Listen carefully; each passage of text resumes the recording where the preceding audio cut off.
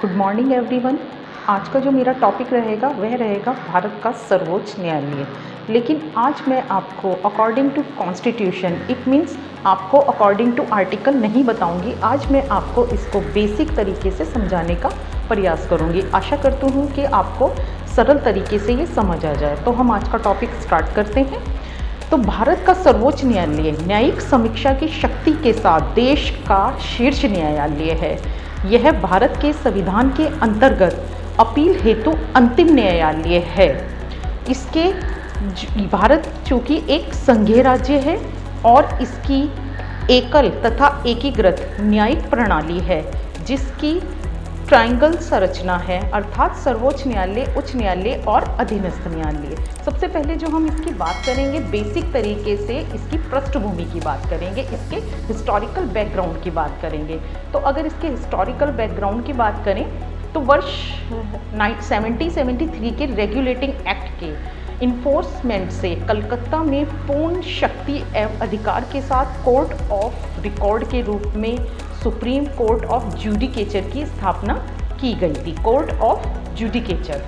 इसके बाद बंगाल, बिहार और उड़ीसा में यह सभी अपराधों की शिकायतों को सुनने तथा निपटारा करने के लिए एवं किसी भी सूट या कार्य की सुनवाई एवं निपटारा करने हेतु स्थापित किया गया। उसके बाद मद्रास एवं बम्बई में सर्वोच्च न्यायालय जॉर्ज III द्वारा अप्रॉक्स 1823 में यह स्टैब्लिश किया गया। नेक्स्ट, भारत उच्च न्यायालय अधिनियम 1861 के अंतर्गत विभिन्न प्रांतों में उच्च न्यायालयों की स्थापना की गई। एवं कलकत्ता, मद्रास और बम्बई में सर्वोच्च न्यायालय तथा प्रेसिडेंसी शहरों में सदर अदालतों को समाप्त कर दिया गया।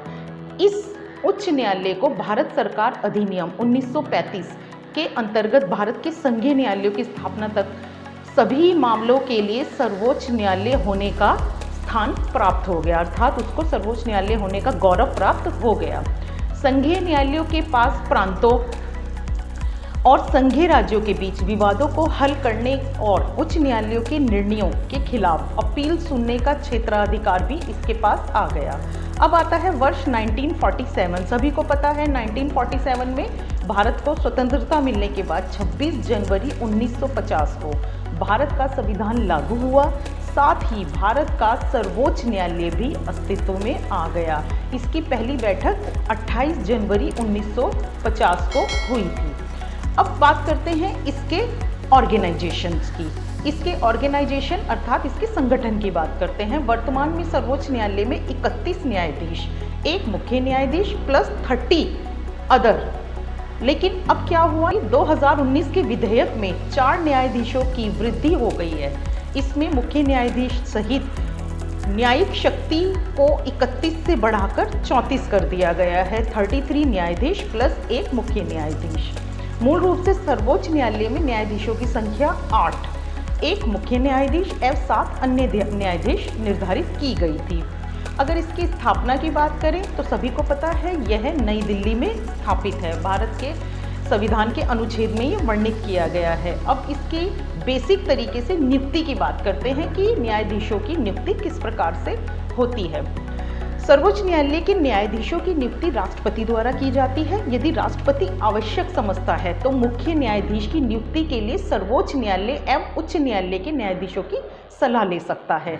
अन्य न्यायाधीशों को राष्ट्रपति द्वारा मुख्य न्यायाधीश एवं सर्वोच्च न्यायालय तथा उच्च न्यायालयों के ऐसे अन्य न्यायाधीशों के साथ परामर्श के बाद, एक बार गौर से फिर सुनिएगा, परामर्श के बाद, अन्य न्यायाधीशों के परामर्श के बाद नियुक्त कर सकता है यदि वह आवश्यक समझे। मुख्य न्यायाधीश के अतिरिक्त किसी अन्य न्यायाधीश की नियुक्ति के मामले में मुख्य न्यायाधीश के साथ परामर्श करना अनिवार्य है। 1950 से वर्ष 1973 तक मुख्य न्यायाधीशों की नियुक्ति सर्वोच्च न्यायालय के वरिष्ठतम न्यायाधीश को भारत के मुख्य न्यायाधीश के रूप में नियुक्त करने की परंपरा रही है। वर्ष 1973 से इस ट्रेडिशन का वायलेशन किया गया। तब 3 वरिष्ठ न्यायाधीश को छोड़कर भारत के मुख्य न्यायाधीश के रूप में A.N. रे को नियुक्त किया गया। वर्ष 1977 में इसका पुनः उल्लंघन किया गया। तब तत्कालीन 10 वरिष्ठतम सीनियरिस्ट न्यायाधीशों को छोड़कर MU बेग को भारत के मुख्य न्यायाधीश के रूप में नियुक्त किया गया। अब इसका जो सिस्टम है वो परामर्श एवं कॉलेजियम प्रणाली पर विवाद भी रहा है। सर्वोच्च न्यायालय ने निम्नलिखित प्रावधानों में परामर्श शब्द को अलग अलग व्याख्या की है।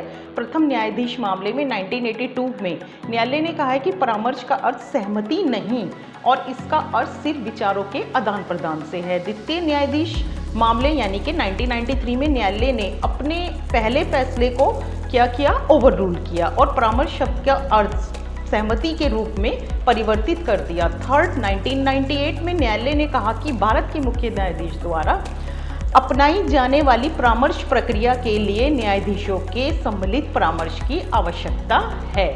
मुख्य न्यायाधीश की एकमात्र राय परामर्श प्रक्रिया का गठन नहीं करती।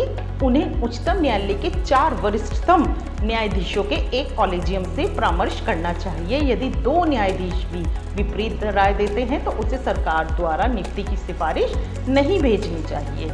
अदालत ने माना कि परामर्श प्रक्रिया के मानदंडों और आवश्यकताओं का अनुपालन किए बिना, क्या माना कि परामर्श प्रक्रिया के मानदंडों और आवश्यकताओं का अनुपालन किए बिना भारत के मुख्य न्यायाधीश द्वारा दी गई सिफारिश सरकार पर बाध्यकारी नहीं होगी। अब बात करते हैं हम कॉलेजियम सिस्टम की। कॉलेजियम प्रणाली की शुरुआत तृतीय न्यायाधीश मामले यानी कि 1998 के मध्य से हुई। यह वर्ष 1998 में चलन में रहा। इसका उपयोग उच्च न्यायालय और सर्वोच्च न्यायालयों में न्यायाधीशों की नियुक्ति एवं स्थानांतरण यानी कि उनके अपॉइंटमेंट और ट्रांसफर के लिए किया जाता था। भारत के मूल संविधान या संशोधनों में लेकिन कॉलेजियम का कोई उल्लेख नहीं है। इसके बाद अभी जब बीजेपी गवर्नमेंट आई तो उन्होंने NJAC यानी कि नेशनल जुडिशरी अपॉइंटमेंट कमीशन को स्थापित किया। कॉलेजियम केंद्र सरकार को वकीलों या न्यायाधीशों के नाम से प्रस्तावित करता है। इसी प्रकार केंद्र सरकार भी अपने कुछ प्रस्तावित नामों को कॉलेजियम में भेजती है। कॉलेजियम के बारे में आज मैं आपको बहुत थोड़ा बताऊंगी। नेक्स्ट लेक्चर में इस पर पूरा विचार करेंगे। बेसिक यह है कि 99 कॉन्स्टिट्यूशनल अमेंडमेंट एक्ट 2014 के माध्यम से न्यायाधीशों की नियुक्ति के लिए कॉलेजियम प्रणाली को बदलने हेतु राष्ट्रीय न्यायिक नियुक्ति आयोग अधिनियम की स्थापना की गई थी। ठीक, अब आते हैं इनकी योग्यताओं पर। योग्यताएं बेसिक हैं इनकी। सबसे पहले योग्यता क्या है, भारत का नागरिक हो, कम से कम 5 वर्ष किसी उच्च न्यायालय का न्यायाधीश होना अनिवार्य है। उसने 10 वर्ष के लिए उच्च न्यायालय का अधिवक्ता रूप में पद ग्रहण किया हो। उसे राष्ट्रपति के मत में एक प्रतिष्ठित न्यायवादी होना चाहिए। ओथ की बात करें या एफर्मेशन की बात करें तो उसकी जो शपथ है भारत के राष्ट्रपति द्वारा दिलाई जाएगी। अब जो आगे का इसका कार्य है या इसका पद कैसे, इसके वेतन भत्ते क्या हैं, इसके बारे में हम अकॉर्डिंग टू कॉन्स्टिट्यूशन बात करेंगे। आज मैंने बहुत बेसिक रूप से आपको कॉन्स्टिट्यूशन में संदर्भित न्यायालय, उच्च न्यायालय को बताने का प्रयास किया है। आशा करती हूँ आपको ये पसंद आया होगा और इसका लेक्चर कंटिन्यू पार्ट 2 में आपको देखने को मिलेगा। थैंक यू, धन्यवाद।